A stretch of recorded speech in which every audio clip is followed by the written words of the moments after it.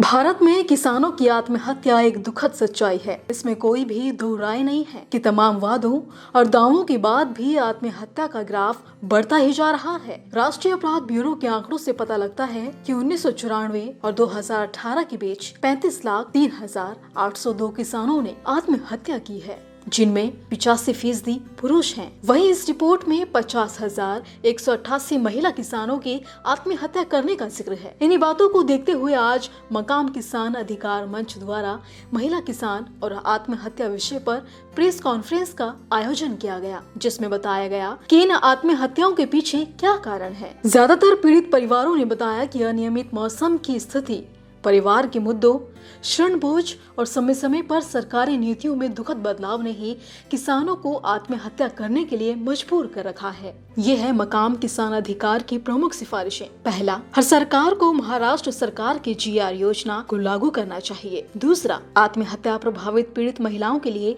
Database तैयार करना चाहिए। तीसरा, सरकार को सभी बकाया कर्ज का भुगतान करना चाहिए। चौथा, किसी भी पीड़ित महिला का नाम SHG से बाहर नहीं होना चाहिए। पांचवा, महिलाओं को सामूहिक खेती के लिए प्रोत्साहन और सहायता प्रदान होनी चाहिए। छठा, सभी कृषि आत्महत्याग्रस्त राज्यों में जिला स्तर पर एक विशेष प्रकोष्ठ का गठन होना चाहिए। सातवां, सभी जिलों में किसान मित्र हेल्पलाइन आरंभ होनी चाहिए। तो वहीं कॉन्फ्रेंस में कई किसानों ने बताया कि आत्महत्या की वास्तविकता प्रमाणित करना अपने आप में किसी चुनौती से कम नहीं है। सरकार के नियम और कानून न तो पीड़ित परिवार को जांच पड़ताल में शामिल करते हैं और न ही संबंधित परिवार की हालत का जायजा लेते हैं। सरकार की गलत नीतियों या कर्ज के दबाव को छुपाने के लिए अक्सर आत्महत्या की वजह घरेलू झगड़ों को बताया जाता है और ऐसा भी देखा जाता है कि महिला किसानों के भूमि के अधिकार का हनन करते हुए परिवार ही उसे बेसहारा कर देता है। फिर इस मामले में समाज की उपेक्षा का शिकार महिलाओं को होना ही पड़ता होगा,